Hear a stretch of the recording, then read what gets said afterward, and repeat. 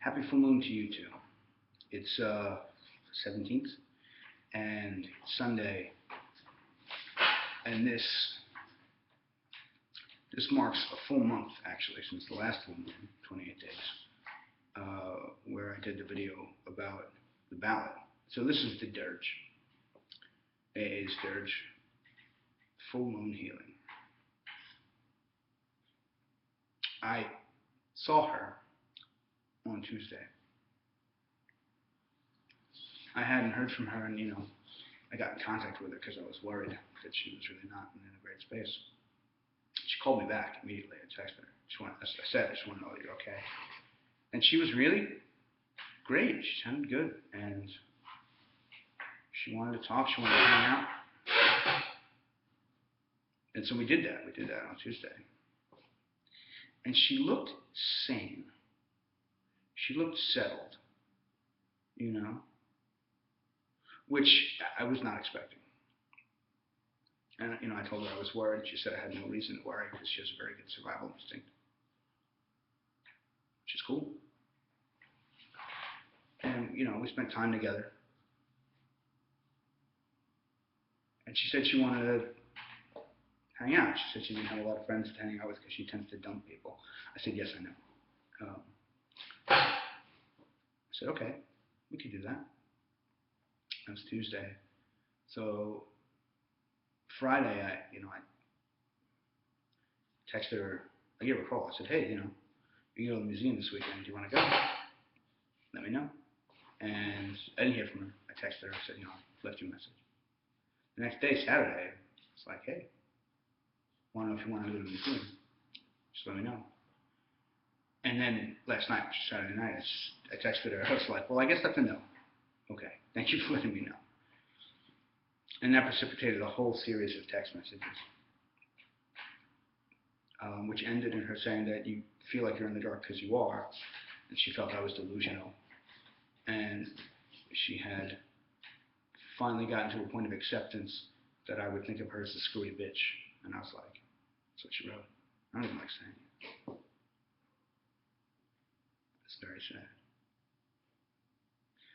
And what's funny is, a friend of mine, the Chris Root, had read my cards, and she's really good. And she said, this person is being really kind of obstinate with her communication, but it'll shift soon. I didn't know how, and I didn't know how soon.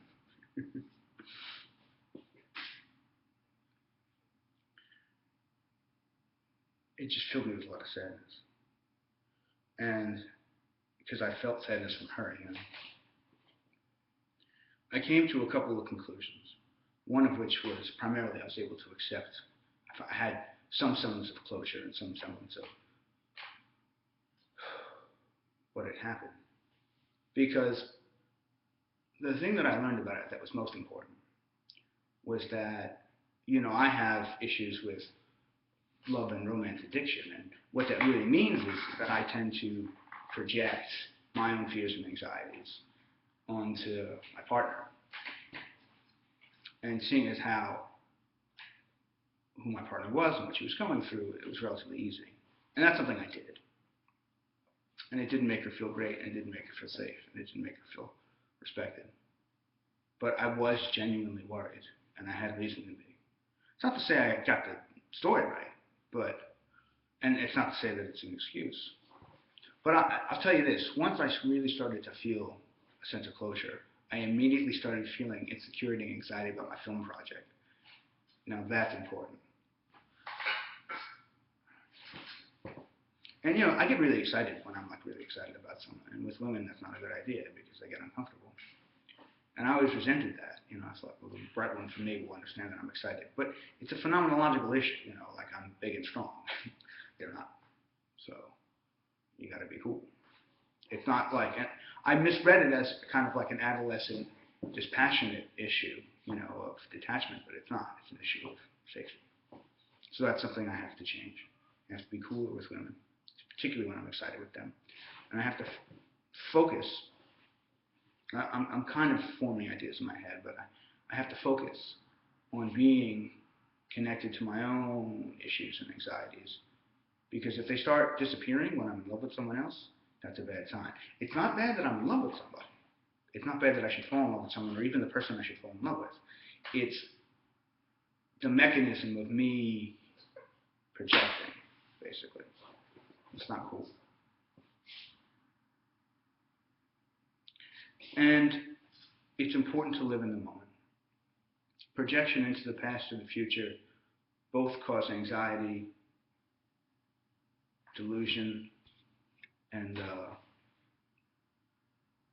they're toxically dangerous. I don't know what will happen with this person, what I'll see them next, what will happen. You know, who knows what will happen. But, like, really, who knows, you know? Like, you know, I'd say, I'd be like, maybe we'll get back together. Well, no. What? No. I mean, maybe, you know, it's possible, but, like, maybe we'll hate each other, you know? Maybe she'll run away. Maybe I'll get, like, really nervous, which is what I was worried about before, and, like, feel fear. You know, and where she's concerned, like, a lot of the stuff that I was misreading is mental health issue. It's really just immaturity. She's very young, you know? And she says stuff to get a result that she needs or she wants, and she doesn't really consider the outcome other than that, or how what she says or what she does affects the other person. I don't think it's really all that complicated, actually. I don't think that it's manipulative, overtly or Machiavellian. I think it doesn't occur to her that, like, oh, this will have consequences for other people. She just hits the hammer down, you know. And that's something she's going to work on, I guess, or not. I mean, shit, I don't know. I'm not a shrink. I'm not even her friend. Maybe one day, be her friend, not a shrink. Maybe not, you know. No.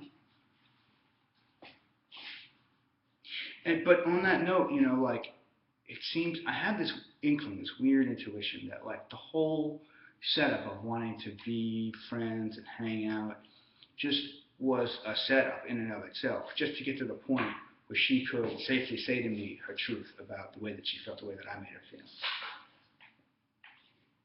And that's just sad, you know, because, I mean, I wasn't always listening. I'm not perfect, you know, but I tried real hard. And it just didn't occur to her that even within the bounds of phenomenology, she could say that, like, in a fluid relationship, not at the end where, like, she's running off. Like, by the way, this is my truth of peace. I mean, she doesn't know how to, like,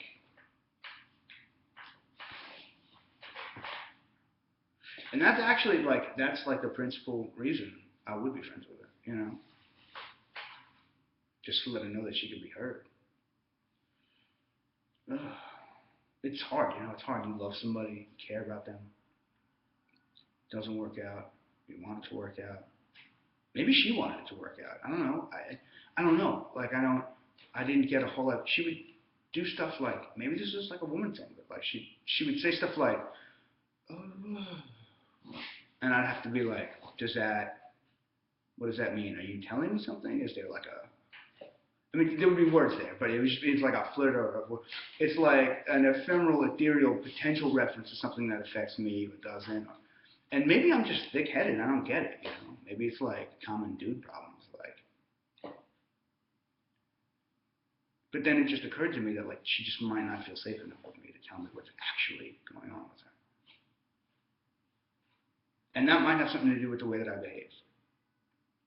Might not. Where it's important for me is that just the idea of that leads me to move forward in my life. I got a lot from this woman.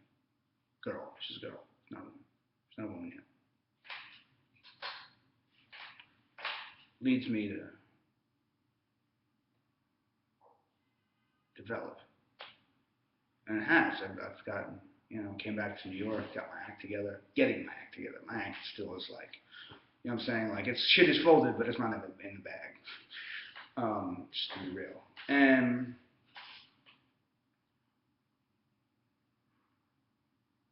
paying attention to what I want, what I need.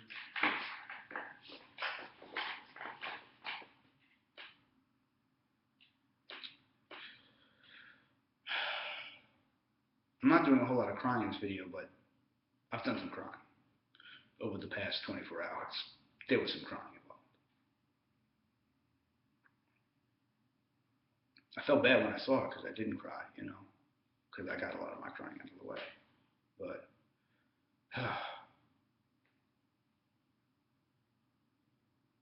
here I am in this room making this video. The future and the past collapse. This is what it is. I didn't understand that before. I understand it a little bit now. Just pay attention to what's going on. Yeah, Jesus. Got to pay attention to what's going on. Phenomenology. Anyway.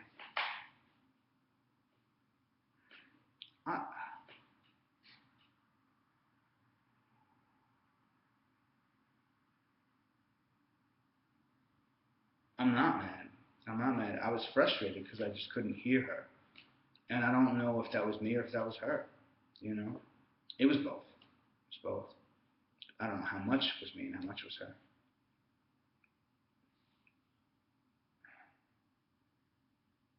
And it just makes me sad that she couldn't be heard.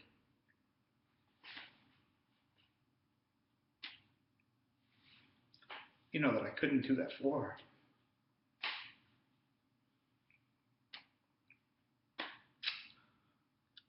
Because I know what that feels like, It's a lonely feeling.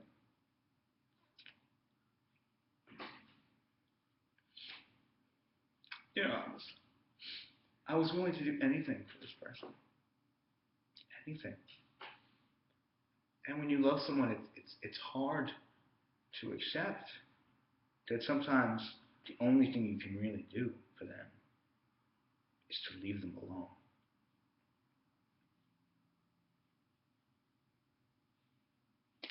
So